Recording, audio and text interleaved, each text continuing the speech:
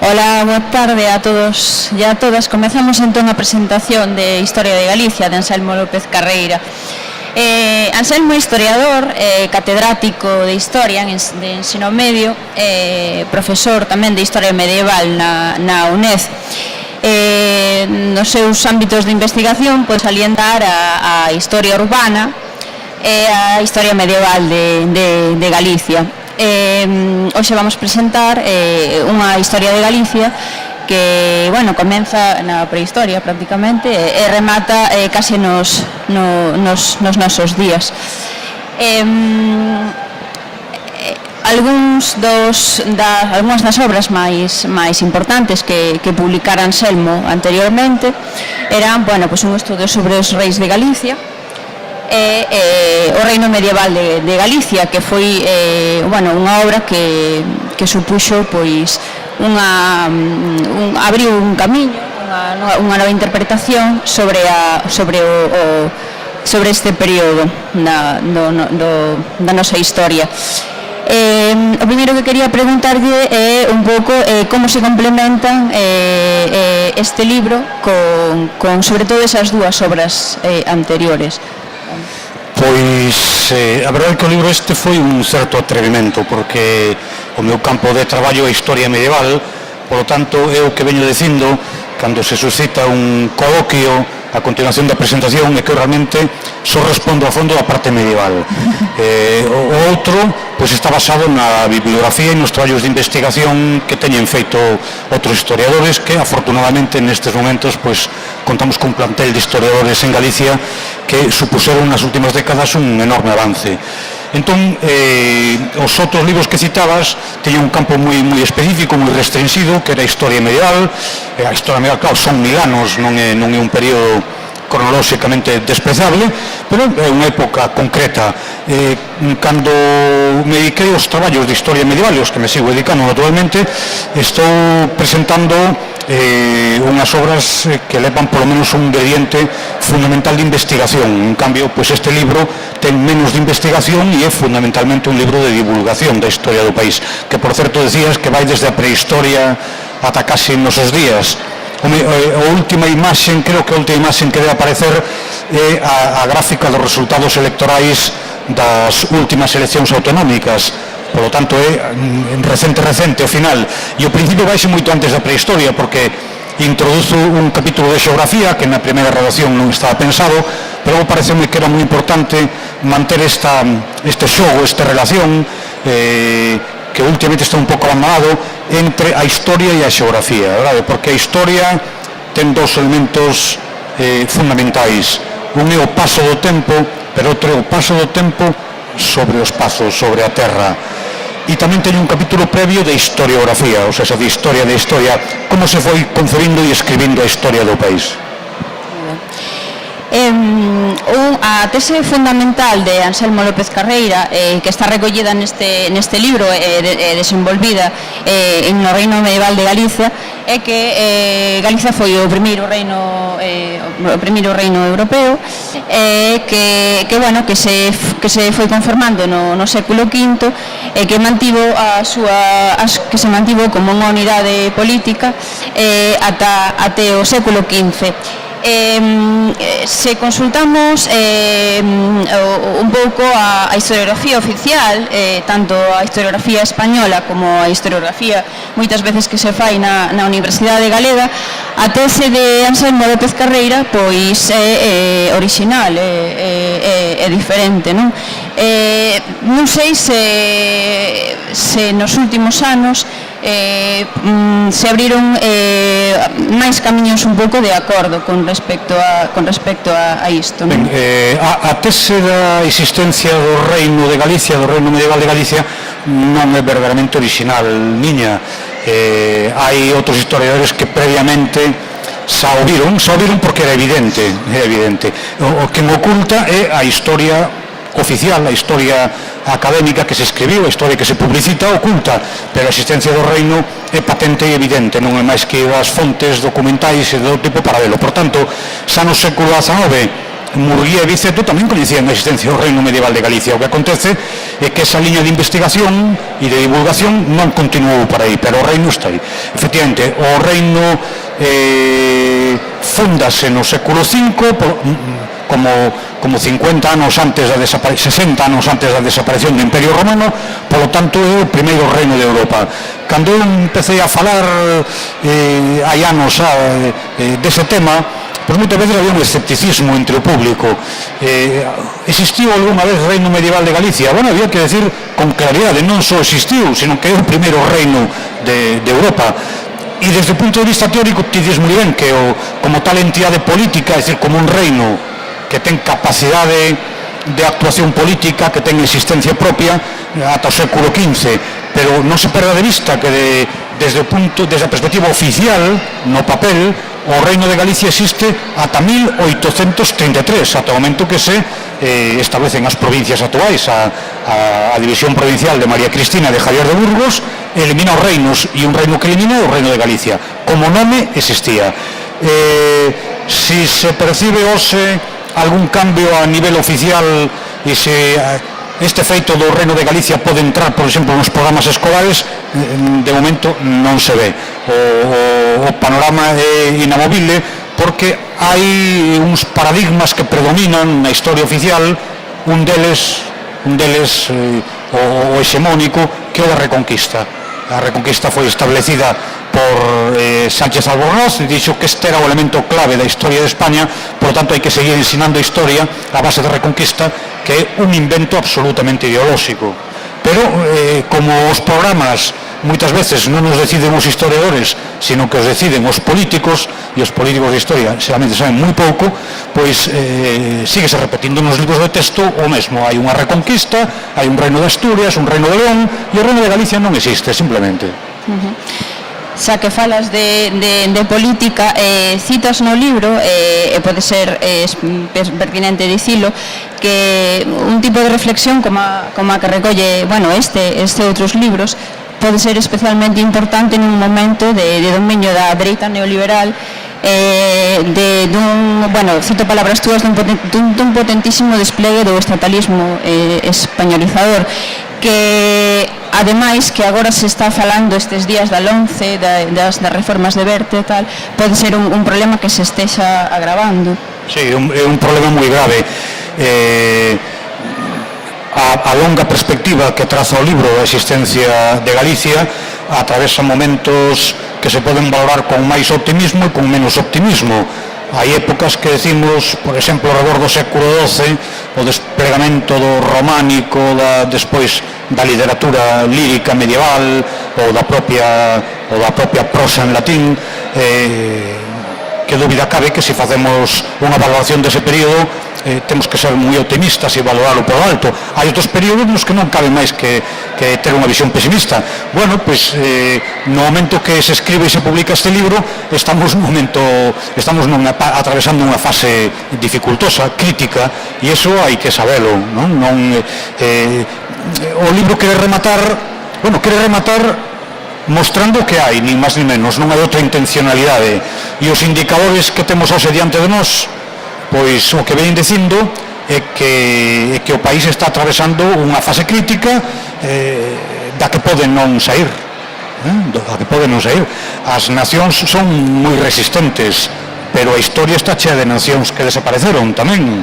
Entón a ofensiva que hai hoxe é moi forte. Ti falas da lei Wert. En xeral, o neoliberalismo, con esta visión globalizadora que ten, intenta levarse por diante todas a personalidade e todas as existencias particulares dos pequenos países, e o noso carece de instrumentos institucionais de defensa. Por lo tanto, un momento efectivamente perigoso. Hai un gran descoñecimento da nosa propia historia, e o descoñecimento da propia historia significa un enorme descoñecimento de nós mesmos, e a inconsciencia acerca de nós, se continúa, non nos pode levar máis que a ruína. Nese sentido, o libro meu, polo mero feito de querer mostrar a historia do país, intenta ser un elemento de traballo de cara á recuperación da nosa dignidade e da nosa propia personalidade histórica, que dúbida cabe. A túa tese basease moito na revisión de fontes. Un dos problemas da historia medieval foi a manipulación directa moitas veces das fontes que podedes manexar os historiadores. Ti manexaches, por exemplo, fontes árabes que poideron dar unha visión alternativa sobre a alternativa que deu a historiografía oficial. Na historia medieval, hai dos problemas respecto ás fontes. Con anterioridade ao século X é a propia carencia de fontes, son moi contadas, moi poucas, e a maior parte delas son crónicas. As crónicas escríbense con intencionalidade política, non o mesmo unha crónica que unha compravenda. Unha compravenda dá pouca información, pero a veraz. Unha crónica dá moitos datos, pero moitas veces minte. E o segundo problema é, como diz, a manipulación e a falsificación de documentos. Moitos documentos medievais foron falsificados, especialmente no século XII. As falsificacións son masivas, fundamentalmente por parte da Igrexa. A Igrexa pretende xustificar en documentos dereitos adquiridos de propiedade. Todo documento escrito ten máis forza que o dereito consuetudinario. Na Idade Media pesa moito o dereito consuetudinario, pero a partir de un momento determinado a aparición do documento ten máis forza que o dereito consuetudinario, e entón a Igrexa, que realmente controla os escritorios en gran medida, falsifica moitos documentos. Eso é sabido. Hai un personaxe famoso que é o bispo Pelayo de Oviedo, que lle chaman por antonomasia o bispo falsificador.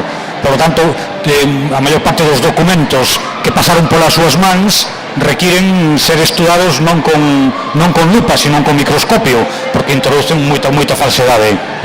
Entón, é unha enorme dificultade. As fontes árabes tampouco é unha innovación pola miña parte. En gran medida foron publicadas a finais do século XIX, están publicadas en edicións ás veces que non eran fáciles, non chegaban a nós. Recentemente teñense feito edicións máis asequibles, entón se están aí as fontes árabes, son naturalmente moi importantes, foron pouco utilizadas, ao meu entender. Unha cuestión que destacas moito na túa obra é como Galiza se cadra perdeu unha oportunidade co triunfo trastamarista en relación porque se frustrou o proxecto atlantista dunha parte da nobreza e da burguesía das cidades. Quería que nos falases un pouco desta cuestión. O século XIV é un dos períodos máis interesantes retiro, todos os períodos históricos son interesantes porque por todos eles pasou un tempo e pasaron os acontecimentos, mas non hai dúbida que o 14 é polo menos moi atraente, sí, e de feito hai dous mitos elaborados no século XIV, un máis coñecido que outro, porque un deles, que é o de Inés de Castro, ocupou moitísimas páxinas da literatura, o mito de Inés de Castro. Esta Inés de Castro, esta nobre galega que casa cun príncipe portugués, o pai do príncipe portugués non aproba ese matrimonio, entón ordena o asesinato de Inés de Castro. Inés de Castro é asesinada e cando o príncipe chega ao poder ordena desenterrala, sentala no trono, poñerlle o anel e facer desfilar a toda a nobreza portuguesa por ali, recoñecendo que a raíña e bicándolle a man, que leva anos enterrada.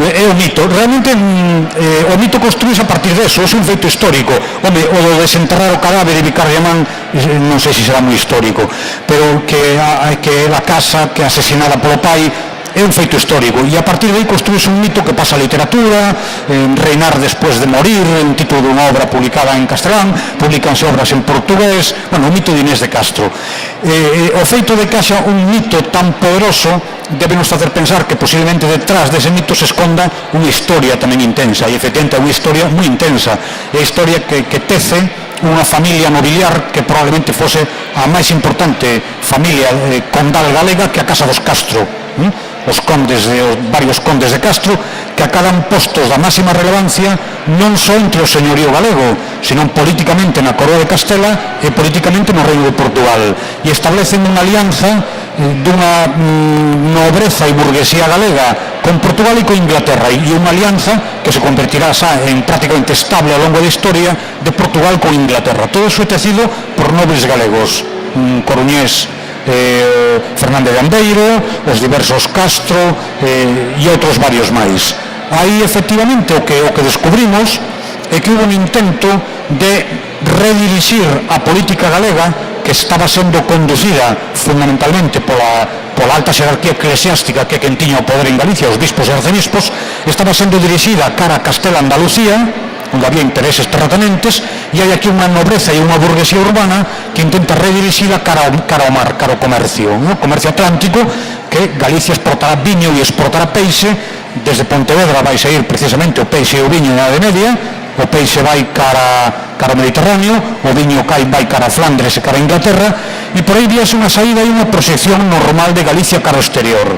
Este proxecto acaba fracasando e vai haber un replegamento desta expansión comercial galega. Outra cuestión relevante se cadra é como o Estado liberal, falabas antes da creación das provincias, acabou coa existencia, bueno, xa nese momento nominal no aspecto político do Reino de Galiza. Tamén fixo que supuxo tamén a fin da fidalguía, bueno, como clase social en Galicia. Podes estender tamén? Sí, o remate do Reino de Galicia é paulatino, vai morrendo pouco a pouco, matan en varias ocasións. A primeira morte pode ser a que se produce a finais do século XV, cando se establece o chamado Estado moderno, monarquía autoritaria dos reis católicos, que entón realmente a nobreza galega prácticamente nese momento fracasa e desaparece, e Galicia sigue sendo reino, pero é un reino que xa non ten capacidade de autonomía política. Ese é a morte tal vez real.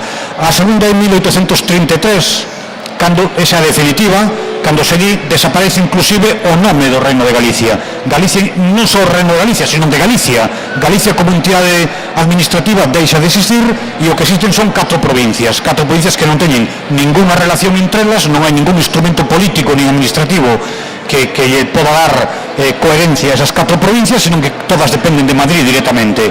A verdade é que xa os Borbóns privaran do pouco poder que tiña a Xunta do Reino de Galicia. Mentres Galicia era reino, tiña unha institución chamada Xunta do Reino de Galicia, na que estaban representadas as cidades e a fidalguía, sobre todo. A fidalguía era o estamento social que mantiña certo poder.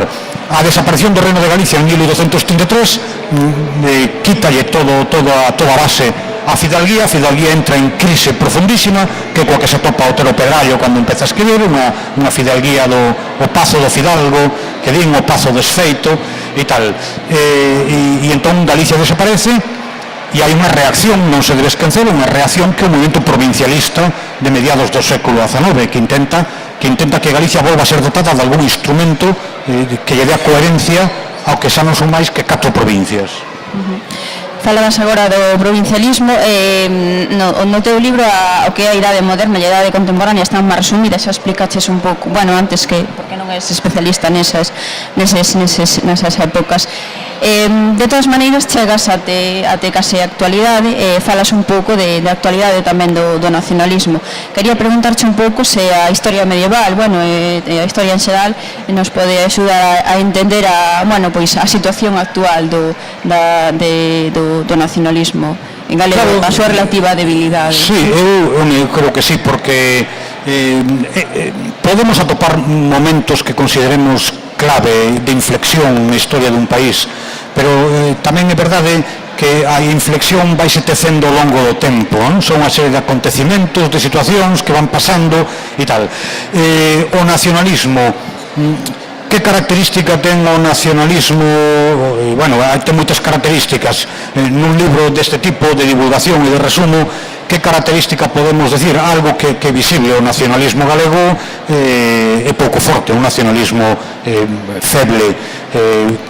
Os resultados electorais son os que son, foron os que foron, e especialmente se o comparamos con outros nacionalismos, con o nacionalismo catalán ou co vasco. Nós sempre temos o espello do nacionalismo catalán e o vasco.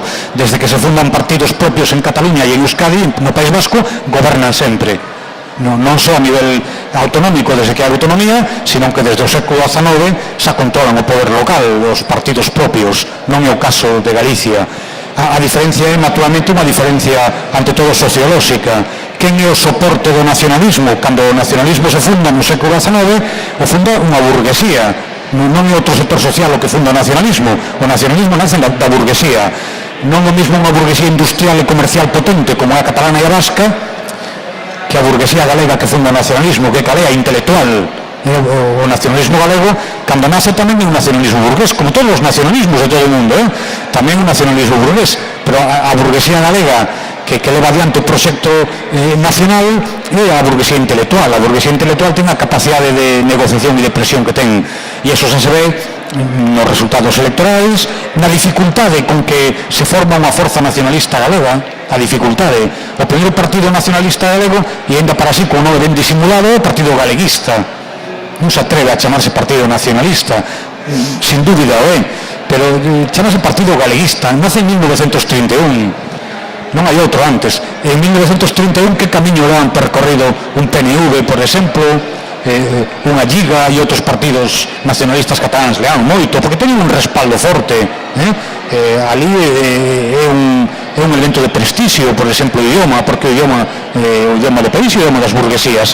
Aquí ten moita menos forza. Podemos ir rastreando cara atrás. Por que non hai unha burguesía industrial e comercial potente en Galicia e galega? Pois había que ir a ver que aconteceu na Revolución Industrial no século XIX. E que aconteceu? Que a Revolución Industrial en Galicia fixeron cataláns, que son os que promoven a aparición da industria conserveira. Son cataláns, non hai unha burguesía galega. E por que non hai unha burguesía galega capaz de poñer en marcha os proxectos? Únicamente na época da Ilustración, pois únicamente o proxecto de Sargadelos, por exemplo, era asturiano, Ibáñez era asturiano, pero en fin, é o único proxecto que a Ilustración é capaz de poñer en pé en Galicia, prácticamente, non? Todo é teoría, está moi ben, imos a facer navegable o río Miño para darlle saída ao viño do Ribeiro, desde Ribadavia, hai moito proxectos que non eran utópicos, non eran imposibles. O que ocurre é que non hai masa crítica que recolla ese proxecto e o faga realidade. Falta ese sector con conciencia do país, con intereses propios, falta. O sea que do nacionalismo pasamos á Revolución Industrial, da Revolución Industrial á Ilustración do século XVIII, e do século XVIII podíamos ir máis para atrás. Eu creo que hai un momento que é o fracaso do movimento das irmandades en Galicia. O movimento irmandiño en Galicia, lonxe o que moita xente pensa xeralmente, creese que os irmandiños eran campesiños que cun fouciño asaltaban un castelo imposible de asaltar, e con fouciños xa nin soñalo, claro, pero vamos, non é eso. O movimento das irmandades é un movimento que nace nas cidades comerciais do século XV, nace en Pontevedra, nace en Ourense, nace en Santiago, non nace nas aldeas. En todo caso, polas aldeas esténdese, pero é un movimento que está dirixido pola burguesía urbana. Esta burguesía comercial que a que fleta as carabelas que saen de aquí, da Moureira, e que surcan o Atlántico levando peixe e viño, esta burguesía pretende controlar o poder municipal, e esos son as irmandades, intenta controlar o poder municipal, intenta desterrar o señorío feudal, e ao final non o consigue. E quen vai ocupar despois o poder nas cidades? A fidalguía. A fidalguía é unha clase rentista intermediaria. Non, a fidalguía galega non vai a suplir a burguesía. É unha clase que se contenta con vivir dos foros, de cobrar rendas, e individualmente folle moi ben así, que fixeron pazos e cruceiros. Moi ben, por min nada máis, non sei se alguén do público desexa facer unha pregunta rapidiña, que xa temos que deixarlle sitio a Gago. É mellor que te achegues, senón non vas... É que a veces temos micro, pero...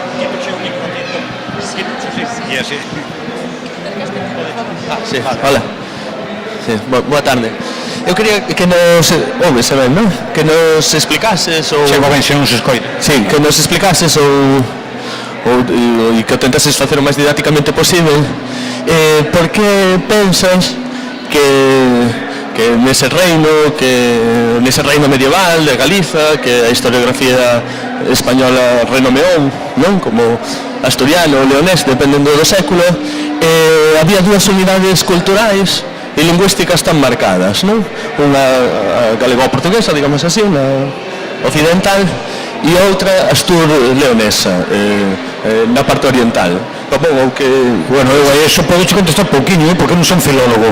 Aí hai que preguntarlle aos filólogos. Eu creo que Carballo Calero en algún momento, ignorando incluso totalmente a existencia do mapa do Reino de Galicia, hai que decir, naturalmente, que a xeografía é imprescindible para comprender a historia. Cando falamos do reino medieval de Galicia, non falamos da Galicia das 4 provincias como reino. Estamos falando de algo que se pode denominar a Galaecia, o que os romanos denominaron a Galaecia, que é un espazo que ocupa o cuadrante noroccidental da península e incluso por Portugal chega ata cerca de Santarén, aproximadamente ata Santarén cerca de Lisboa, non? Eso é o que se chama, na Edade Media chaman de Galicia. Carballo Calero realmente distinguiu inclusive dúas zonas lingüísticas máis marcadas. Unha sería a que ocupa a zona de León para aquí e outra que ocupa de León para lá, porque hai que ter en conta que o espazo do que vai ser Castela tamén estaba incluída inicialmente dentro dese espazo chamado Galaecia. Entón, a diferencia non é co portugués, por suposto, a semellanza do galego e o portugués ata o século, que sei eu, 14 ou 15 é plena, non? É moi difícil distinguir. Ben, os filólogos afinan e distinguen o que pode ser galego, un trazo galego ou un trazo portugués, pero moi semellante. E inclusive a lingua falada na zona occidental de Asturias, de León, tamén é prácticamente galego, non? Logo que hai un galaico, non galego, un galaico oriental que será o que dá lugar ao castelán, probablemente. E aí sí que pola influencia de elementos probablemente vascos se produce unha evolución moi distinta da que se dá no Occidente. Mas se tú, só para acabar a pregunta, se tú tiveses que situar a orixe, a xénese do dialecto galaico-portugués que venía naquela altura e por outro lado do dialecto astur-leonés que se xeraría naquela altura, onde as situarías máis? No século XV, co reino suevo que falaba antes Monse, ou con os antigos conventos da Galaica romana? Pois, claro, o que falaban os suevos non o sabemos. O que se falaba na altura dos suevos, non? Exactamente, é o que se falaba na altura dos suevos, século V, VI, todo o que está escrito en latín. Claro, eles non falaban, aí hai unha toponimia que delata outra cousa, verdade? A toponimia nos dá outra pista. Os conventos en que os romanos dividen a Galicia. Os romanos dividen primeiro no século III a provincia da Galicia en 3 conventos e no século IV en 4 conventos. Os 3 primeiros conventos son os máis coñecidos como conventos galaicos, que son o que teña capital en Braga, o que ten capital en Lugo e o que ten capital en Astorga. A mí non me cabe dúbida ninguna de que cando os romanos fan esa división é porque ven algún elemento de sustrato que identifica cada período. Non deixa de ser interesante constatar que Portugal nace no convento bracarense, que a Galicia actual equivale aproximadamente ao convento lucense e que o astur-leonés equivale ao convento asturicense. Seguramente xa había algo aí. No século IV que é outro convento, que é o cluniacense, que é o que vai dar lugar a Castela no futuro. Moitas grazas a todos por estar aquí. Temos que deixar sitio para a seguinte presentación, que xa nos pasamos un poquinho de... Pues moitas grazas a todos e todas.